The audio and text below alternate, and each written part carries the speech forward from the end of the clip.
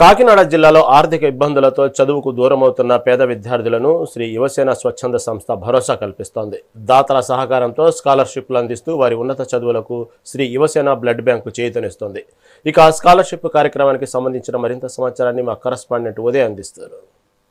స్వచ్ఛంద సంస్థ ఆధ్వర్యంలో విద్యార్థులకు అయితే స్కాలర్షిప్లు అందజేస్తున్నారు. అసలు ఎంతమంది విద్యార్థులు స్కాలర్షిప్లు అందిస్తున్నారు, ఎంత మొత్తాన్ని విద్యార్థులకు అందిస్తున్నారని మనతో మాట్లాడడానికి యువసేన స్వచ్ఛంద సంస్థ డైరెక్టర్ సతీష్ ఉన్నారు. ఎంత మాట సార్, ఈ యువసేన స్వచ్ఛంద సంస్థ ఆధ్వర్యంలో వందల మంది విద్యార్థులు అయితే మీ స్వచ్ఛంద సంస్థ నుంచి స్కాలర్షిప్లు పొందుతున్నారు. ఈ సంవత్సరం ఈ కార్యక్రమంలో ఎంతమంది విద్యార్థులకు అయితే ఈ స్కాలర్షిప్లు అందించడానికి మీరు సన్నాహాలు చేస్తున్నారు? సార్, ఇది 2026-27 ఈ విద్యా సంవత్సరం నిమిత్తం అయితే మాత్రం సుమారు ఒక 100 మంది స్టూడెంట్స్కి అయితే మనం సుమారు ఒక 25 లక్షల రూపాయల స్కాలర్షిప్స్ అయితే అందజేయడం జరుగుతుంది దాతల సహకారంతో. ఇది 2021 సంవత్సరంలో కోవిడ్ సెకండ్ వేవ్లో తండ్రిని కోల్పోయిన 18 మంది పిల్లలతో మొదలైన ఈ విద్యా ప్రయాణం ఈరోజు 6 సంవత్సరాలు పూర్తి చేసుకుని 112 మంది పిల్లలకి దాతల సహకారంతో చేరింది సార్. అంటే భవిష్యత్తులో మీరు అంటే మీ యువసేన బ్లడ్ బ్యాంక్ అనేది కూడా మీరు ఆర్గనైజ్ చేస్తున్నారు.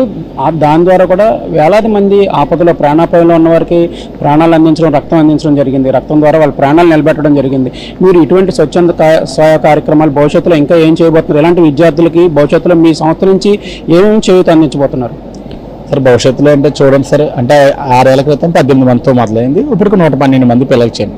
భవిష్యత్తులో దాతల సహకారంతో ఇది మరింత మందికి చేరాలని, ఆ చదువుకుంటున్న చిన్నారులకి మంచి భవిష్యత్తు ఉండాలని కోరుకుంటున్నాం సార్. ఇప్పుడు బ్లడ్ బ్యాంక్ అంటే మనం బ్లడ్ బ్యాంక్ అంటే 2020లో దాన్ని ఇచ్చేసాం సార్. కానీ మనం 2013 నుంచి బ్లడ్ క్యాంపులు పెట్టి ఈ సుమారు 13 ఏళ్ళకి అనేక బ్లడ్ క్యాంపులు పెట్టి సమయానికి ఎవరికైతే రక్తం అవసరం కొన్ని వేల మందికి సమయానికి అందించామంటే కారణం ఒకే ఒకటి సార్.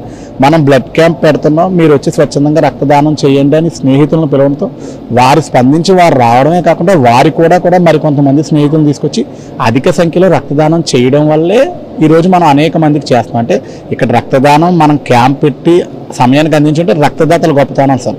ఇక్కడ ఈరోజు ఇన్ని 100 మంది పిల్లలకి మనం సహాయం చేస్తున్నాం అంటే ఈ విద్యాదాతలు గొప్పతనం సార్. ఇక్కడ ఏంటంటే ఇక్కడ ఏదైనా రక్తదాత అయినా విద్యాదాత అయినా దాతల సహకారం లేకపోతే నేనే కాదు మాలాంటి ఏ స్వచ్ఛంద సంస్థ కూడా సహాయ కార్యక్రమాలు అనేది చేయలేదు. ఈ క్రెడిట్ అంతా వాళ్ళదే సార్. సార్, మీరు ఈ స్వచ్ఛంద సేవా సంస్థ అందిస్తున్న ఈ స్కాలర్షిప్లో మీరు భాగస్వామిగా ఉన్నారు. ఎలా ఫీల్ అవుతున్నారు? ఎంతమంది విద్యార్థులకి ఈ సంస్థ స్కాలర్షిప్లు అందించడం వారి భవిష్యత్తు పునాదులేడు అంటే మంచి ఒక ఉత్తమ పౌరులుగా తీర్చిదిద్దడానికి, వారు ఉత్తమ విద్యను అభ్యసించడానికి ఒక చేయూతను అందిస్తున్నారు ఈ సంస్థ. అసలు ఎలా ఫీల్ అవుతున్నారు? చాలా సంతోషంగా ఉంది.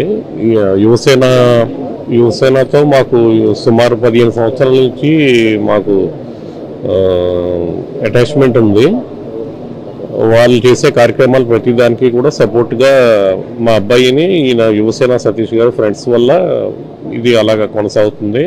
మా సహకారం ఎప్పుడు కూడా ఉంటుంది. మంచి కార్యక్రమంలో ఇలాంటి కార్యక్రమాలు ఇంకా జరుగుతూనే ఉండాలి, ఇంకా పెరగాలి, ఇంకా దాతలు కూడా పెరగాలని చెప్పి కోరుకుంటున్నాను.